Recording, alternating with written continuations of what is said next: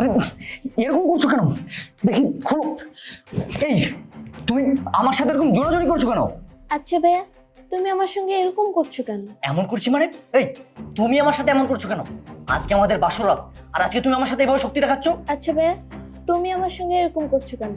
আর তুমি আমার কাপড় চোপড় খোলার চেষ্টা করছো, তোমার কি লজ্জা লাগে না? আজকে আমাদের বাসরাত, আর আজকে তুই আমাকে ভাইয়া বলে রাখছিস। আমি তোর হাজবেন্ড, তুই আমার স্ত্রী, আর তুই আমার সাথে এরকম করছিস কেন? তো ভাইয়া আমি কি করব? আর তুমি আমার কাপড় চোপড় খোলার চেষ্টা করছো, তোমার কি লজ্জা লাগে না ভাইয়া? ধ্যাৎ, বারবার একই কথা বলছিস তুই। তখন থেকে একই কথা বলেই যাচ্ছিস, আমার মাথা খারাপ করে দিছে।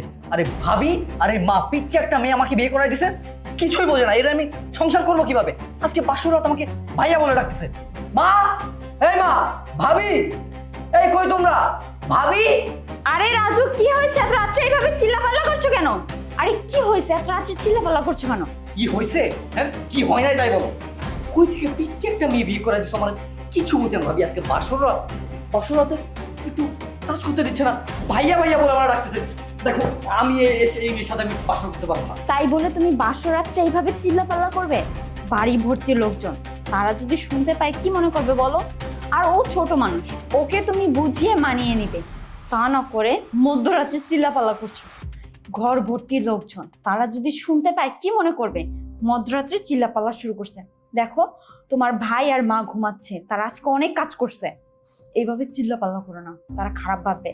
একটা কাজ করো, ওকে বুঝিয়ে তোমরা ঘুমিয়ে পড়ো, আমি যাচ্ছি, আমারও খুব ক্লান্ত লাগছে। এই ভাবি, এই, দাঁড়াও, কোথায় যাচ্ছ তুমি? একটা মুসিবত আমার ঘাড়ের উপর দিয়ে তোমরা এখন পালাচ্ছ, আরামে ঘুমাবা তাই না? পিচ্ছি একটা মেয়ে, কিছু বোঝে না। এত কিছু জানার পরেও ছোট একটা পিচ্ছি একটা মেয়েকে কেন বিয়ে করেছো? বাসরাতে ভাইয়া বলে রাখতেছে। দেখো ভাবি, এরকম করলে আমি এই মেয়ের সাথে আর সংসার করতে পারবো না। তোমরা যা করবা করো, এই মেয়ের সাথে আমি থাকতে পারবো না। এই কি বলছিস এসব তুই? বিয়ে হতে না হতেই বলছিস সংসার করবি না, এগুলো কি? হ্যাঁ, আর এই যে মধ্যরাতে চিল্লাপাল্লা করছিস, লোকজন শুনলে কি মনে করবে? দেখ, এই মেয়েকে যেহেতু বিয়ে করছিস, এর সাথেই তোর সংসার করতে হবে। তাছাড়া যখন বিয়ে করেছিলি তখন দেখিসনি মেয়ে ছোট নাকি বড়? তখন তো বিয়ে করার জন্য লাফাইছিস, আমি বিয়ে করবো, আমি বিয়ে করবো। এখন আবার এই কথা বলছিস কেন? দেখ, আমি তোকে লাস্ট বারের মতো বলছি, যদি সংসার করতে হয় এই মেয়ের সাথেই কর, আর যদি না করতে হয় মায়ের কাছে বল। সারাদিন অনেক কাজ করছি, অনেক ক্লান্ত লাগতেছে, আর একটা কথাও বলবি না। আরে বললেই হলো নাকি এই মেয়ের সাথে সংসার কর? ভালো লাগে না সব জঞ্জাল ঝামেলা, এখন আমার ঘাড়ের উপর দিয়ে সবাই পালাচ্ছে। দাঁড়াও, ভাবি তো কোনো কিছু করলো না, ভাইয়াকে ডাকতে হবে। না না, ভাইয়াকে তোরা তো ডাকা যাবে না, তোর ব্যবস্থা আমি করতেছি। দাঁড়া, তুই দিবি না, তোর তোর ঘাট দেবে।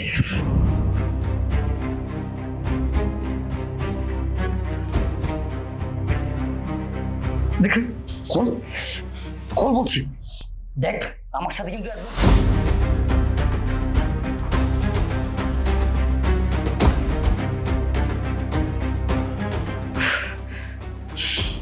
বুঝতে পারছি তুই আমাকে দিবি না।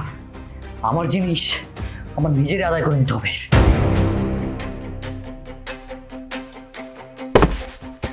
আচ্ছা ভাইয়া, আপনি আমার সঙ্গে এরকম করছেন কেন? আর আপনার মা বাবাকে আপনাকে কোনো লজ্জা শিক্ষা দেয় নাই? রে, ওর মাথাটা পুরো ফাটা ফেলছে। আরে লজ্জা শিক্ষা মানে? বউয়ের কাছে কিসের লজ্জা? আর আমি কি তোমাকে বিয়ে করছি লজ্জা পাওয়ার জন্য নাকি? ভাইয়া, আপনি আমার গায়ে কোনো টাচ করার চেষ্টা করবেন না, আর আপনি অনেক পচা। কি? আমি পচা? তুই পচা? তোর 14 গোষ্ঠী পচা।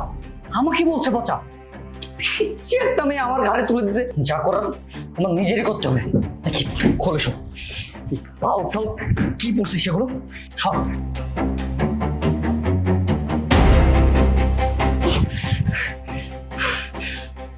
দেখ, তুই আমার সাথে একদম এরকম করবি না, ভালো ভালো দিয়ে দে বলছি। বাল, তোর সংসারে আমি করতাম না। কিছু বোঝে না কিছু না, বাল ছাল বিয়ে করে দিছে। তোমরা করো ওই মেয়ের সাথে সংসার, বোঝে না কিছু না। থাক। আরে আসো তো, এত রাত্রে ওরা কি শুরু করছে? এইভাবে যদি চিল্লাপাল্লা করে।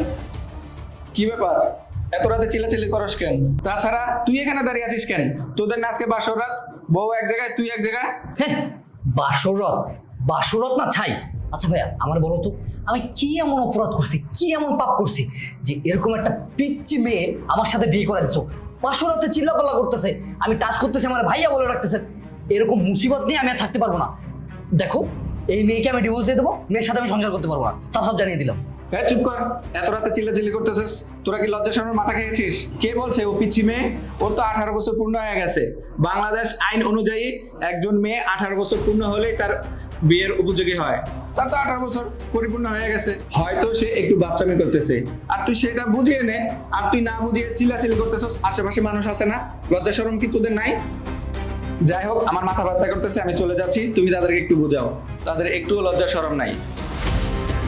কি মানে তোর ভাই তো ঠিক বলছে, লজ্জা শরম কোন কিচ্ছু নেই। হ্যাঁ, কি বলছো তুমি এসব? তুমি তো ভাইয়ের সাথে সাই দিচ্ছ। এই চুপ কর, মাথার ভিতর কি গোবর ঢোকানো? হ্যাঁ, বাসর রাত্রে এইভাবে কেউ চিল্লাপাল্লা করে? তোর ভাইটাও যেমন, তুইও তেমন হয়েছিস। বস এখানে। এই মাথা মোটা, তোকে আমি কি বলে গেছিলাম? হ্যাঁ, যে কোনো কিছু জোর করে আদায় করা যায় না। তুই যতই জোর করে আদায় করার চেষ্টা করিস না কেন, কোন কিছুই আদায় করতে পারবি না। একটা মেয়ে মানুষকে সুন্দর করে বুঝিয়ে তাকে মানিয়ে নিয়ে তারপরে তাকে একটা কথা বললে সেই কাজটা সে করে। এখন তুই তো ঘাউরামি করছিস, সারা জীবন তো ঘাউরামি করতে করতে আসছিস। অন্তত বাসরাতটা ঘাউরামি করিস না, বুঝিয়ে মানিয়ে নে। তোকে আর কতভাবে বুঝাবো? হ্যাঁ, তোর তো এখন বোঝার বয়স হয়েছে। এখনো যদি এইভাবে ঘাউরামি করতে থাকিস, এই কপালটাতে না কোনো কিছুই জুটবে না। সারা জীবন তোর ভাই ঘাউরামি করতে করতে আসছে, আর এখন তুই করতেছিস। আমাকে একটু শান্তি মতো বাঁচতে দিবি না? তাছাড়া দেখ, তুই যদি এত রাত্রে এইভাবে চিল্লা পাল্লা করিস, মানুষ খারাপ বলবে না? তুই তো বুঝিস। একটা জিনিস ভেবে দেখ, তুই যদি একটা বেকা জিনিসকে সোজা করতে যাস তাহলে কি ওটা ভেঙে যাবে। আর তুই যদি বেকা জিনিসটাকে আদর যত্ন ভালোবাসা দিয়ে ওইভাবে মানিয়ে নিতে পারিস, তাহলে কিন্তু বেকা জিনিসটা তোর প্রতি আসক্ত থাকবে। এখন তুই যেটা করছিস সেটা কিন্তু ঠিক করছিস না। তাছাড়াও একটা প্রাপ্তবয়স্ক মেয়ে, তুই যদি ওকে বুঝিয়ে বলিস, ও নিশ্চয়ই বুঝবে। আমার কথা বুঝতে পারছিস? হ্যাঁ। আচ্ছা, তুই শোন, তো এখানে থাক, আমি ওর সাথে একটু কথা বলছি। আচ্ছা বোন, শোনো, তোমাকে একটা কথা বলি। একটা ছেলে একটা মেয়েকে কেন বিয়ে করে? তারা সারা জীবন সুখে শান্তিতে সংসার করবে, একসাথে থাকবে, তার জন্যই তো, তাই না? এখন দেখো, আমার দেবর একটু মাথা পাগলা, কিন্তু ও কিন্তু তোমাকে বিয়ে করেছে সারা জীবন তোমার সাথে সংসার করবে, তোমার সাথে সুখে দুঃখে পাশে থাকবে, তার জন্যই তো, তাই না? তাছাড়া তুমি তো এতটাও ছোট না যে কোনো কিছু বোঝো না। দেখো, একটা ছেলে একটা মেয়েকে কেন বিয়ে করে সেটা তো তুমি জানো, তাই না? একটু মানিয়ে নাও। আর যদি তোমরা এইভাবে চিল্লা পাল্লা করো, তাহলে দেখো বাসা ভর্তি লোকজন, তারা কি মনে করবে? মা একটা হার্টের রোগী, মা যদি শুনতে পায় যে তার ছোট ছেলে বাসা ঘরে চিল্লা পাল্লা করছে, তাহলে এতে তোমাদেরই মান সম্মান চলে যাবে। একটু মানিয়ে নাও বোন, ঠিক আছে? আর হ্যাঁ শোন, মাথা মোটা একটা, আমি ওকে বুঝিয়ে বলছি, আর যদি একটা চিল্লা পাল্লা আমি শুনতে পারি, তাহলে উপর থেকে এসে নাম তুমি মাথা ফোটা পাবে, কিন্তু বলে দিলাম। যা করবি বুঝিয়ে শুনছিয়ে ভালোবেসে, ঠিক আছে? আচ্ছা ঠিক আছে, আমি যাচ্ছি। কোনো একটা সাউন্ডও যেন আমি না শুনি। যাও, সারাদিন অনেক কষ্ট করছো, এখন আমার বাসার ঘরে কি করো তোমরা? ডিস্টার্ব, শুধু ডিস্টার্ব করে। এই যে শোনো না, সরি, আমি যা করছি আসলে বুঝতে পারি নাই। প্লিজ রাগ করে না। দেখো, আজকে না আমাদের বাসরাত, আজকে রাগ করলে কি হবে? প্লিজ মাফ করে দাও। আমি বুঝতে পারছি যে অনেক জোড়াজুড়ি করছি তোমার সাথে, তুমি অনেক রাগ করছো। সরি বললাম তো, প্রমিস করতেছি আমি তোমাকে আর টাচ করবো না। শুয়ে পড়ো। আরে শো।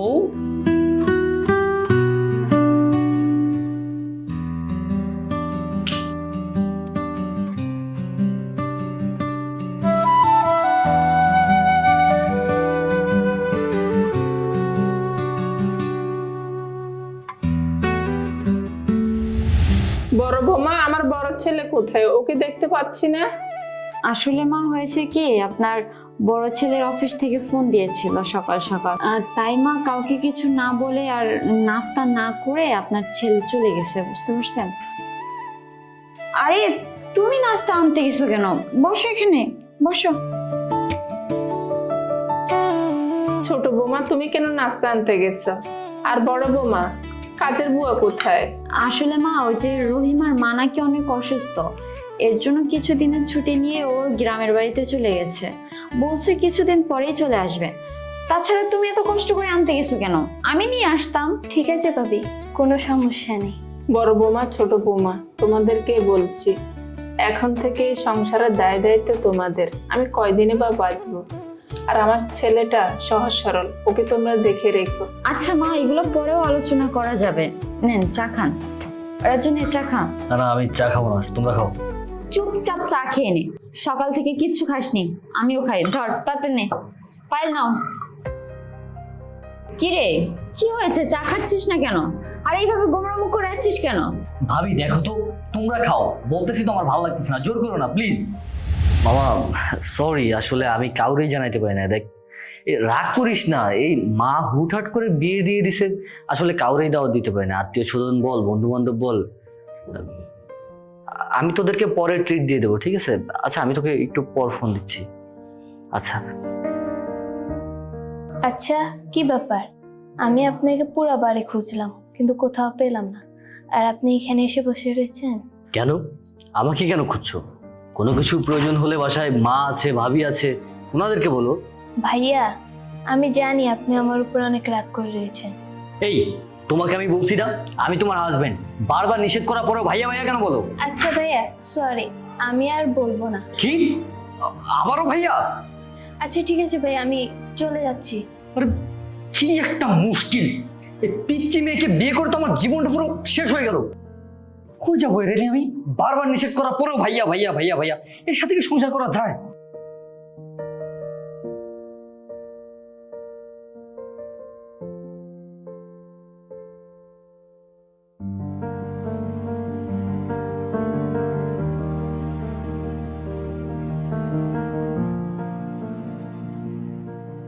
আচ্ছা ভাইয়া, আপনি জানেন না আমার একলা থাকতে বেশি ভয় লাগে।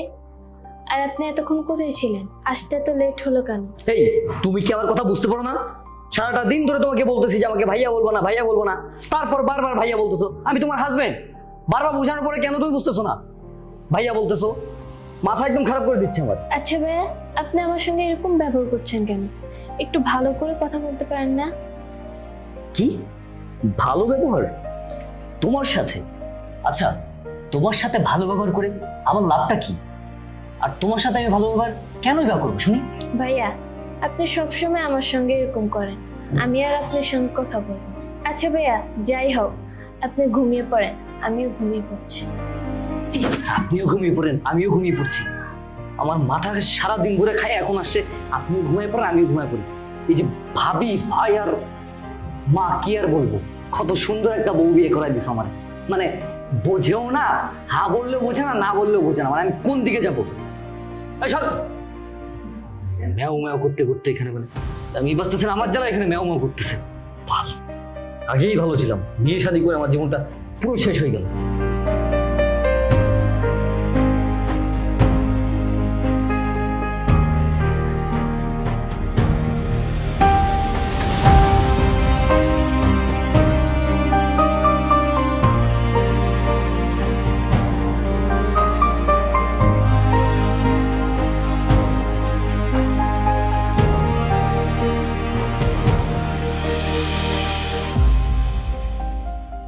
আরে ভাইয়া, আপনি এসব কি করছেন? আরে আমি কোথায় তোমার গালে হাত দিলাম? তোমার গালে মশা বসেছিল, তাই আমি ওইটাকেই মারতেছিলাম। কই, আমার গালে তো কোনো মশা বসে নেই। তার মানে আপনি আমাকে টাচ করার চেষ্টা করেছেন? হ্যাঁ আমি তোমার গায়ে টাচ করেছি, তাতে কি হয়েছে? হ্যাঁ আমি তোমার হাজবেন্ড, আমি তোমার গায়ে টাচ করতেই পারি, তাই বলে কি তুমি এই মধ্যরাতে সবাইকে ডেকে তুলবে নাকি? আমি আপনাকে আগেও বলেছি, এখনো বলছি, আপনাকে আমি বলেছি না আমার গায়ে টাচ করতে না? হেই তুমি সব কি বলছো? হ্যাঁ আমি তোমার হাজবেন্ড, তুমি আমার স্ত্রী, আমি তোমাকে টাচ করবো না তো কি করবো? কাকে টাচ করবো? বাইরে গিয়ে বাইরের মেয়েদেরকে টাচ করবো? তুমি এটা চাও? শুনেন ভাইয়া, আমি আগেও বলেছি আর এখনো বলছি, আপনি আমার পাশে শোবেন কিন্তু আমাকে টাচ করার চেষ্টা করবেন না। আমি শুচ্ছি, আর মনের ভুলে কিন্তু আমাকে টাচ করার চেষ্টা করবেন না।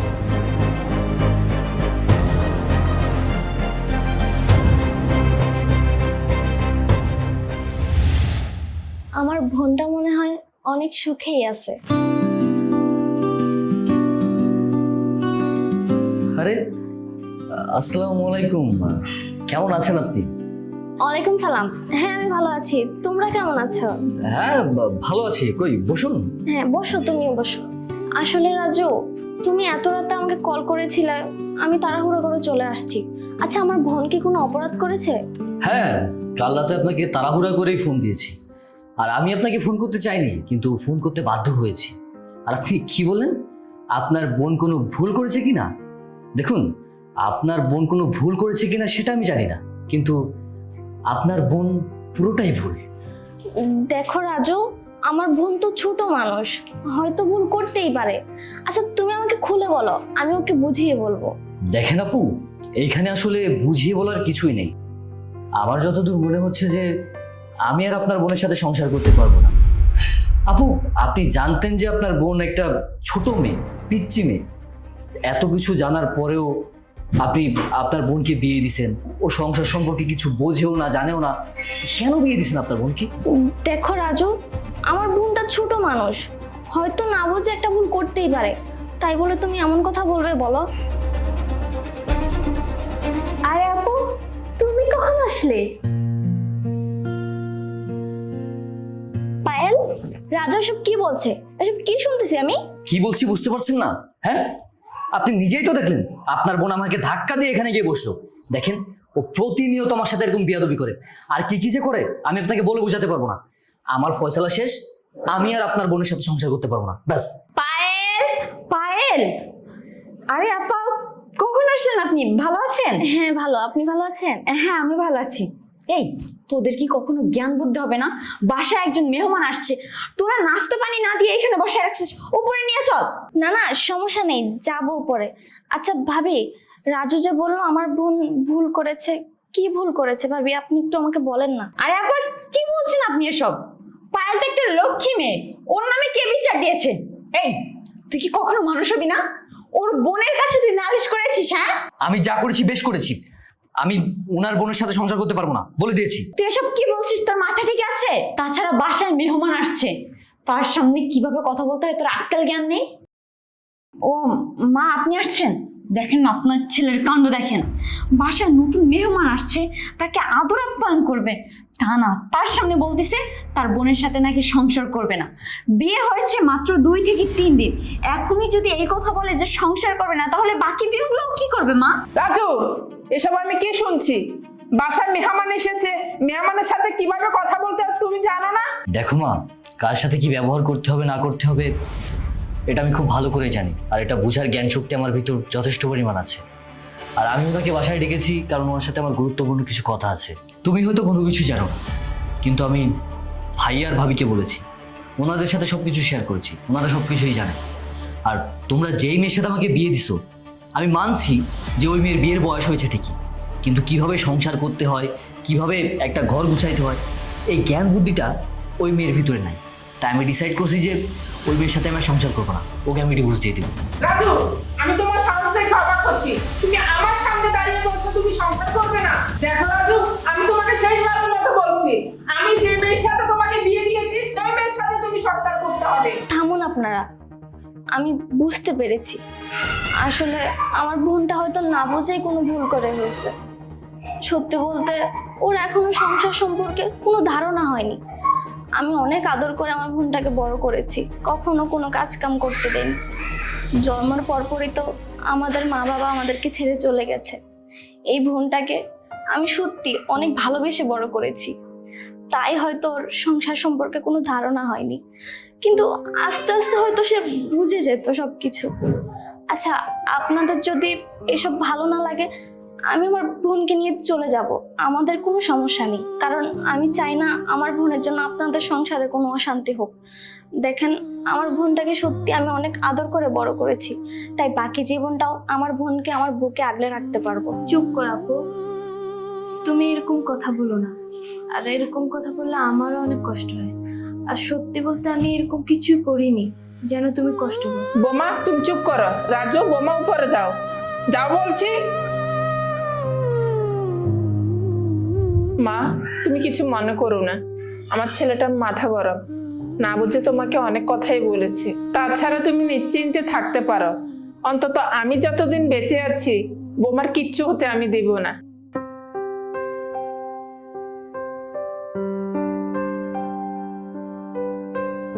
তুমি? হ্যাঁ আমি জানি আপনি আমাকে পছন্দও করেন না আর ভালোবাসেন না, কিন্তু এখন থেকে আপনি যেটা বলবেন আমি সেটাই শুনবো। কিন্তু আপনার কাছে একটাই রিকোয়েস্ট, আপনি আমাকে ছেড়ে যাবেন না। পায়েল, তুমি সত্যি বলছো? এখন থেকে আমি যা বলবো তুমি তাই শুনবে? দেখো পায়েল, আমি এখন বুঝতে পারছি যে আমি আসলেই তোমার উপর অনেক অন্যায় করেছি, অনেক অবিচার করেছি, তোমাকে কথায় কথায় বকেছি। আমি আসলে একটা অপরাধী। প্লিজ তুমি আমাকে ক্ষমা করে দাও। আর হ্যাঁ, আমি তোমার বোনকে আমাদের বাসায় ডেকে আনছি, এনে পরিবারের সবার সামনে, তোমার সামনে তোমার বোনকে অপমান করছি। জানি না আমি কিভাবে ক্ষমা চাইবো তোমার কাছে, তারপর আমি তোমার কাছে ক্ষমা চাইছি। প্লিজ আমাকে তুমি ক্ষমা করে দাও। আর তুমি আমার কাছে মাপ চাচ্ছ কেন? আর আমিও চাই তোমার সুখে দুঃখে আমি তোমার পাশে থাকবো। আমিও তোমাকে কথা দিলাম, আমি তোমার এই হাত কখনোই ছাড়বো না। সারাটা জীবন সুখে দুঃখে সবসময় তোমার পাশে থাকবো। তুমি আমাকে ছেড়ে কখনো যাবে না তো?